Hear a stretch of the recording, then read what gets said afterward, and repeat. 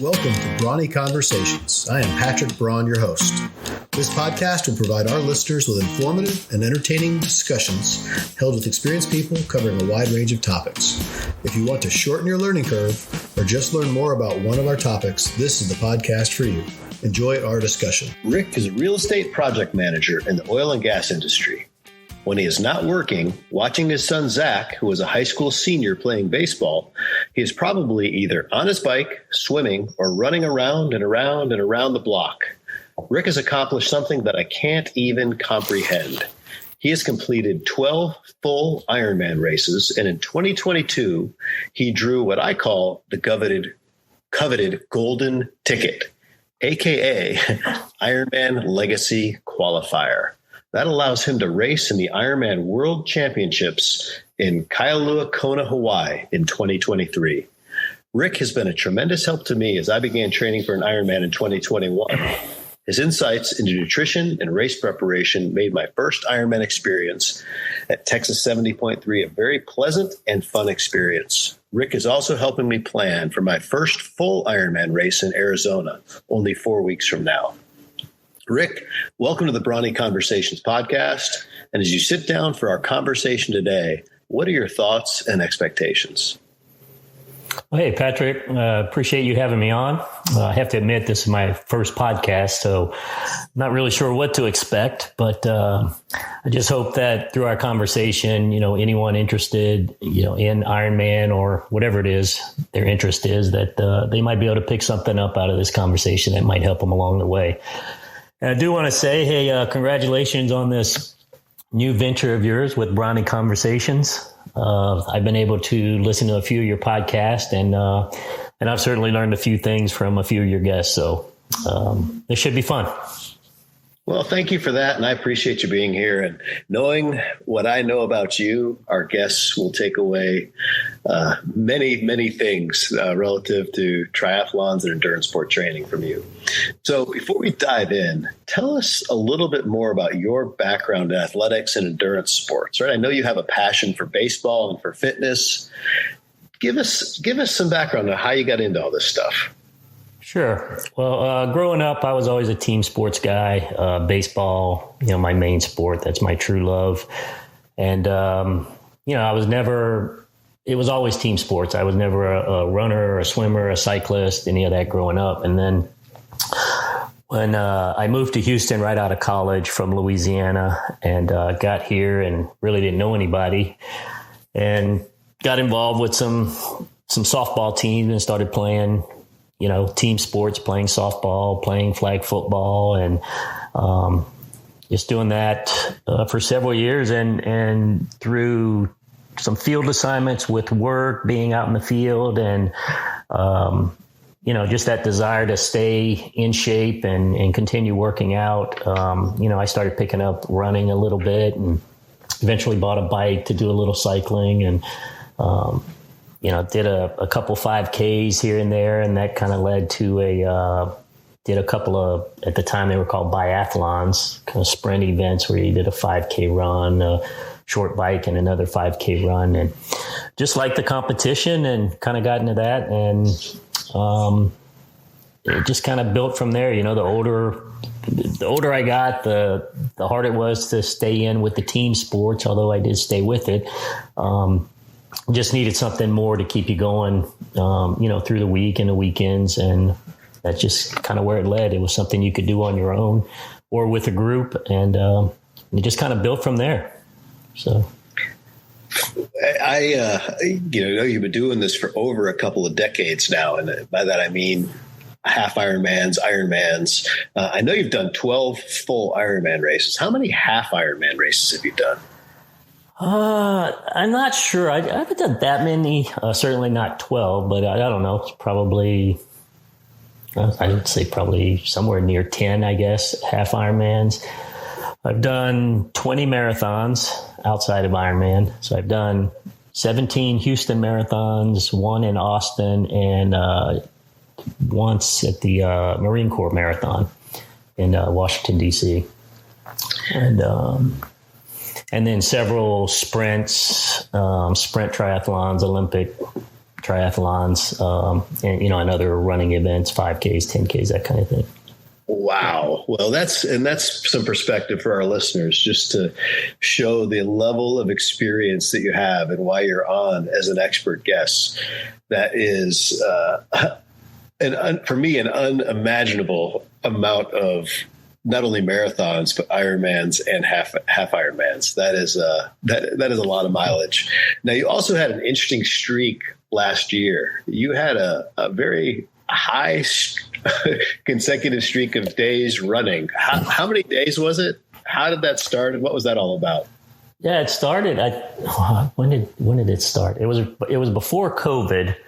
I went out and ran on January 1st, and I just kind of, while I was running, I was like, yeah, I ought to see how many days in a row I can run. And so I started running and kind of went through the year, and I got to a year and I said, all right, I'm done. I did a full year, and my son was like, oh no, you can't stop now. You have to keep going.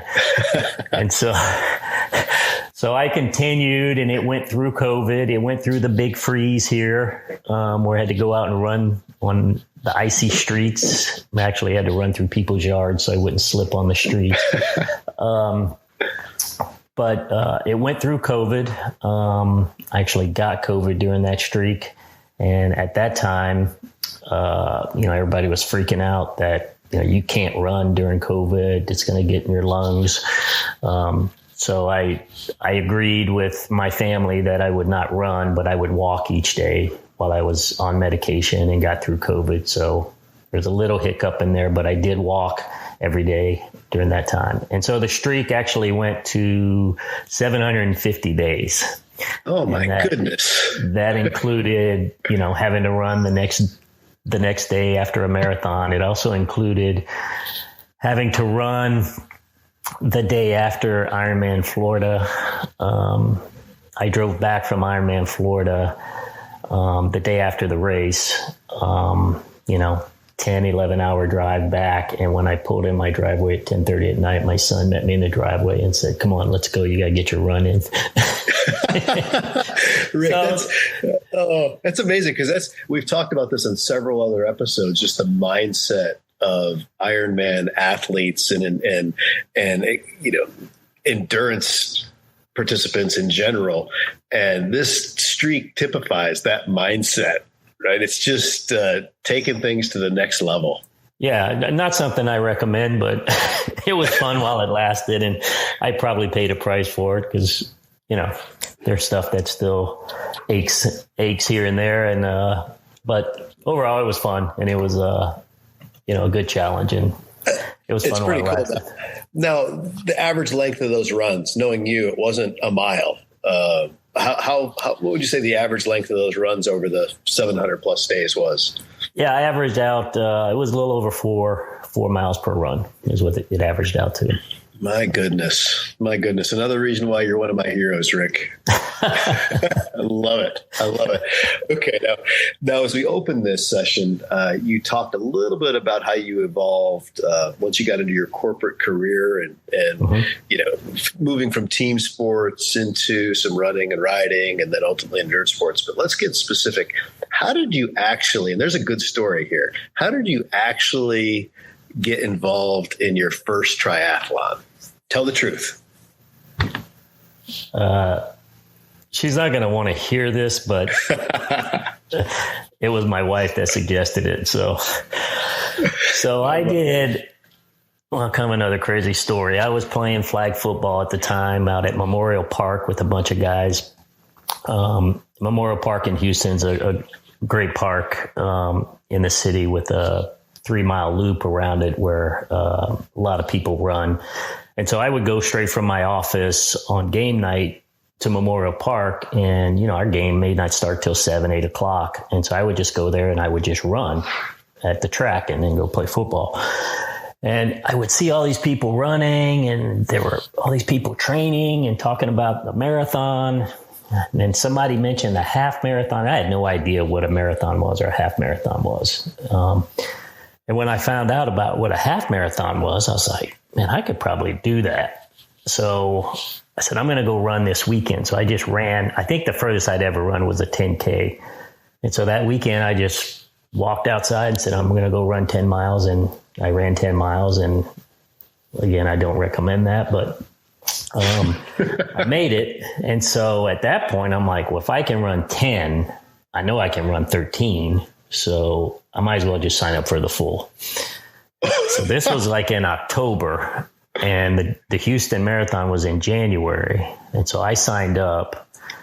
And the next weekend I said, well, I'm going to run 15. And I did that. And then, of course, my foot was hurting and I broke all the rules. But so for the next, month and a half, I just ran just to get ready for this marathon. I had no idea what I was doing, no training, nothing. And I remember having dinner with my wife the night before the race. And, I was nervous. I was really nervous. I was scared, didn't know what to expect. And somehow I made it through. And this is the full. There's a full thing. Mile. Full 26 so when I got to mile mile like 18 to 20, I mean, it was brutal. And but I made it, crossed it, and we're driving back home, and my wife's driving, and I'm sitting there, and I was like, well, I did it. So what's my new challenge? And she looked over and she goes, well, why don't you do a triathlon? Now, she had done a couple of sprints before, so she threw out the challenge. I said, well, I don't know how to swim. She goes, well, there's your challenge. That's a minor obstacle. So the next morning, pain and all from the marathon, I'm on the phone trying to figure out where can I get swim lessons. And that's how it started. Wow. Wow. So Dana is to blame for this last, 20 plus years obsession with pursuing Ironman. Exactly. That's it, Dana. It's all your fault. Mm-hmm. I love it. That's fantastic. So now we know how you kind of got involved in this endurance quest. And now I'm curious about, as you start to get ready for your first Ironman. So I know I'm sure you started out with sprints and that kind of thing, but as you started to get ready for your first Ironman, what was that like? How did you sign up for your first event? What did you do from a training perspective, right? How'd that all progress? Yeah. So I took what I call the normal progression, right? Like I didn't know how to swim. So I took lessons, learning how to swim and get from one end of the pool to the other, did a lot of sprints, started out as, sprint triathlons with pool swims. So I could hang on to the side of the pool in the middle of the swim. Eventually going to an open water swim I remember the first, and then I had a buddy that I knew that got into it also. And we did a few sprints together. And then there's a half Ironman up in Conroe every year. And so we decided we wanted to do that race, but neither one of us could swim that far at the time. So I found a guy at my gym that would swim all the time and got him to be our swimmer. And then we did it as a relay. And then our goal was to do the half Ironman the next year on our own, which we did. And so as soon as I finished that race, I'm like, I'm in. I got to do the full, because it was a natural progression from sprint to Olympic to the half relay to the half. And what period of time was involved in that, starting from sprint to where you did the half Ironman? That was probably 2 to 3 years, I would guess. Okay. So you built up some training volume and got some experience.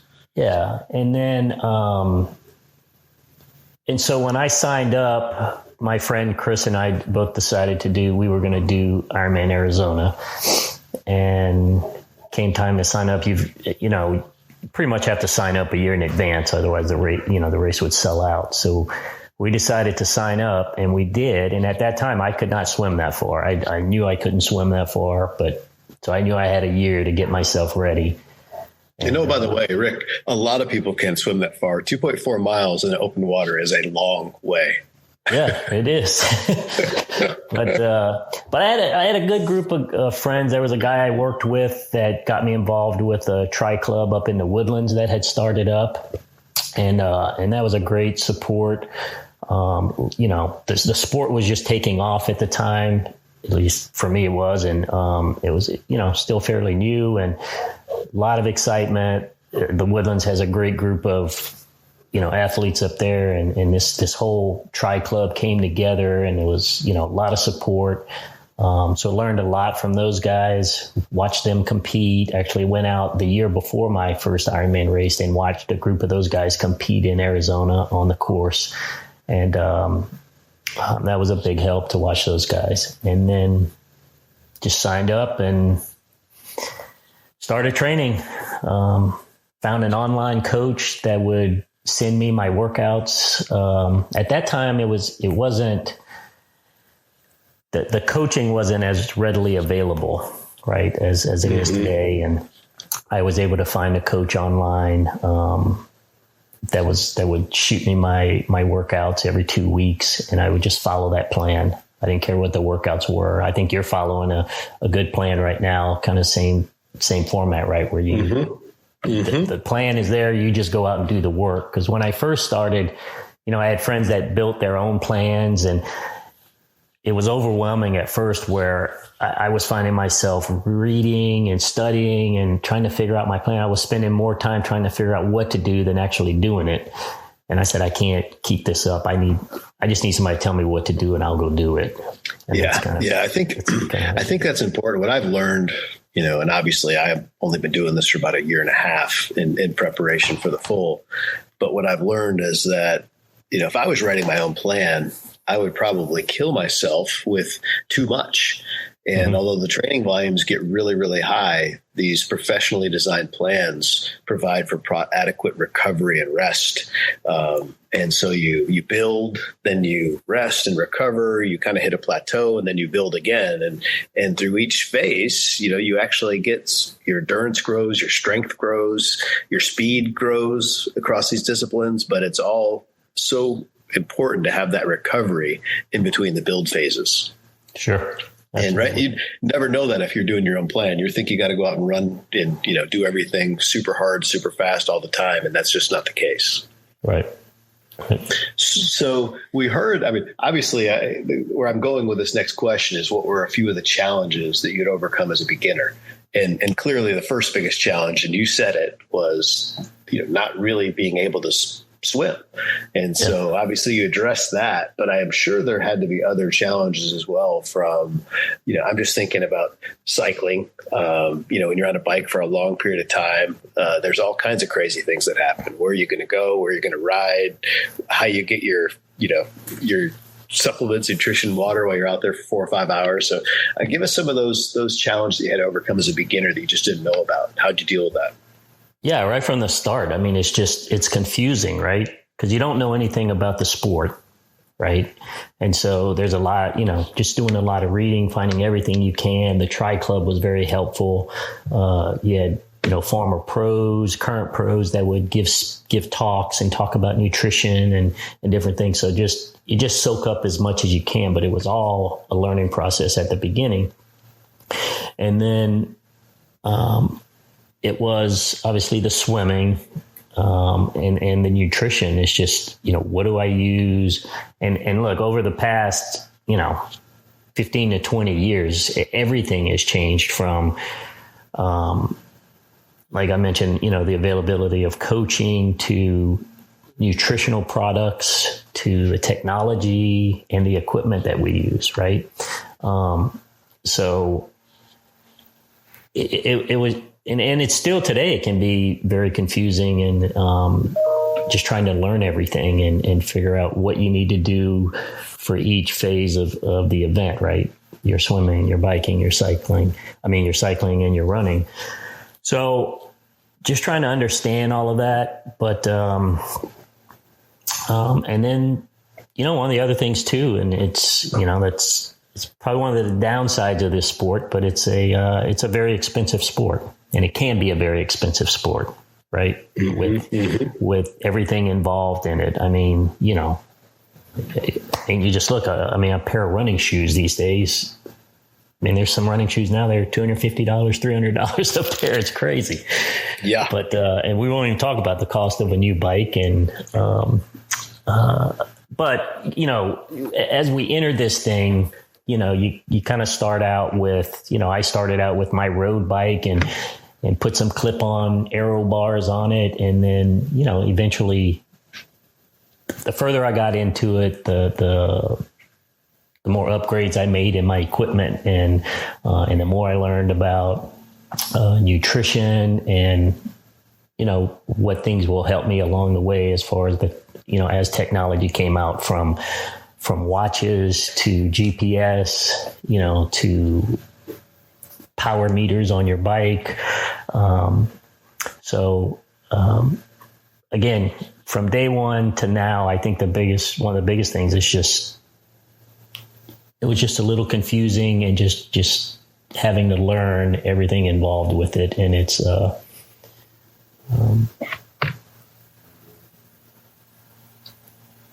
and ultimately, Rick, that's part of the fun, right? It's part of the fun of triathlons, endurance sports, Ironmans is all of that technology and looking at the information, the data that's provided, reading about the concepts. And, you talked briefly about the shoes and the expensive new running shoes. It's interesting for me because of the three disciplines, running is probably the most physically demanding on your body from an impact perspective. And sure. I've been a runner most of my life, and I'm finding this new shoe technology is tremendously beneficial, particularly with these longer mileage. And, I've run in Hoka's. I'm currently running in a New Balance trainer that has some carbon fiber in the sole, but it's also cushioned and light. And it minimizes the impact tremendously. And so there's it's a little more expensive, but it's a lot easier in the body than what you were running in the Nike Waffles. And, people were doing that in the 1970s, right? With no padding at all. Yeah. So it's pretty amazing. So you've done all these races and had all these experiences. You have any funny experiences that stand out, maybe during a specific race or one of your training regimens that our listeners might enjoy hearing? Oh, there's always plenty of those. See if I can come up with. Probably one of the funniest for me was, we talk about the different, the three sports, right? You've got swim, bike, run. But when it comes down to race day, there's a fourth discipline, which is nutrition. But then there's also on race day, you have two transitions that you have to make during the race, right? And, as I talk to people about doing these races, you got to practice transitions, right? If you just show up and you're going to forget something, you're going to do something. So I go through all this stuff about planning transition, all this. And so this was in my third Ironman. So it was in Arizona, and did the race. I changed after the swim into dry clothes for the bike. And then after the bike, I changed shorts into another pair of tri shorts for the run, just to be fresh and ready for the run. Did the whole race, the whole thing. And after the race, I did have a little bit of chafing issue during the run, and it was just aggravating. And then after the race, got all my race photos, and I was going through the race photos when I got back home, looking at the photos, and I looked close. And I actually wore my new tri shorts backwards the entire run. Oh, no. Well, there you go. That's the chafing. Oh, my goodness.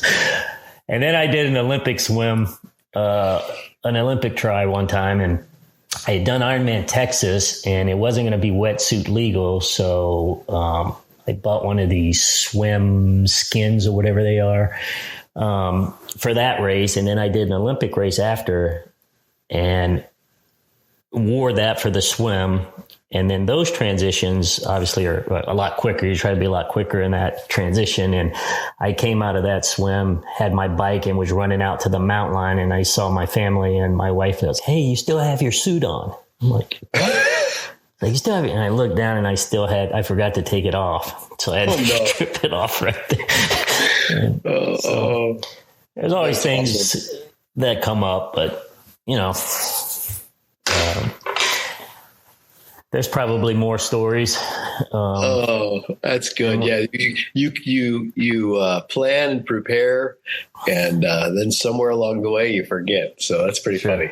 Like it. Sure. All right. So do you have a most memorable experience of all the events you've done, of all the things you've done? Is there one moment that stands out above the rest?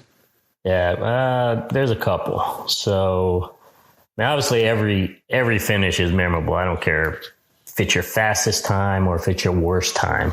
I mean, that, especially in Ironman, once you hit that finishing chute and you're on the carpet, time doesn't matter, man. I mean, there's no other feeling like it, right? I hope to have that feeling one month. Yeah, you will shortly. I hope to. But I think, just finishing my first one, it was kind of cool back then in Arizona, where when you come to the corner, where you turn the corner to come down the finishing chute, they actually had a holding pin right there where I was fortunate to have my parents, my family there and my parents there. My son had just turned 2 at the time. And so my dad was waiting in the pin with him right there. So when I got to the corner to enter the finishing chute, he handed me my son. And I actually got to run down the finishing chute carrying him and cross the finish line with him. And wow. That was pretty cool. Now, Ironman doesn't allow that anymore, but that was a pretty special moment. And then, well, I think now your son, Zach, is way too big to do that this year with. Actually, when I finished my 12th last year at Texas, they met me after the finish line and I got a picture with him trying to hold him up. He's bigger than me now, but holding him up just like I did when I crossed the finish line before. And that was a pretty funny picture. That's awesome. It's truly for you been a family experience all the way. Yeah, it has. Part of it. And probably the other one was, I had done 6 Ironmans and then I'd stopped. I was kind of on a 3-year break. I didn't know if I was going to do another one or not. And then I had my 50th birthday coming up that year. So, of course, my friends, some of the guys that we trained together, John McCraw, and some of the guys are like, you have to do one for your 50th. I mean, there's always some justification to sign up for another one, right? Of course. So you're like, oh, yeah, you have to do one for your 50th. So I signed up for Texas. And so I had a lot of friends, family come out for that. But at the time, my sister was battling breast cancer. And she came out to watch the race. And, I dedicated that race to her. And I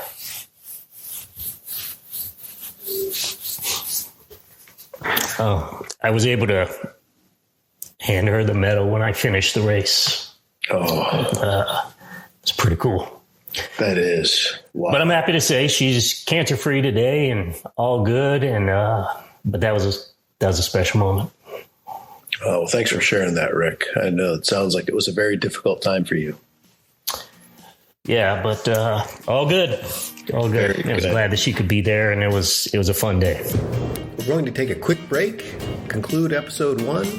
Please join us for episode 2 with Rick Thibodeaux on training for triathlons and Ironmans. You have been listening to the Brawny Conversations podcast. Thank you for choosing to spend time with us today, and please subscribe to the podcast to receive our latest episodes and give us a follow on social media. New episodes are now in production, and we can't wait to share them with you. Pursue your passions and help others along the way. Have a great day, and thank you for listening.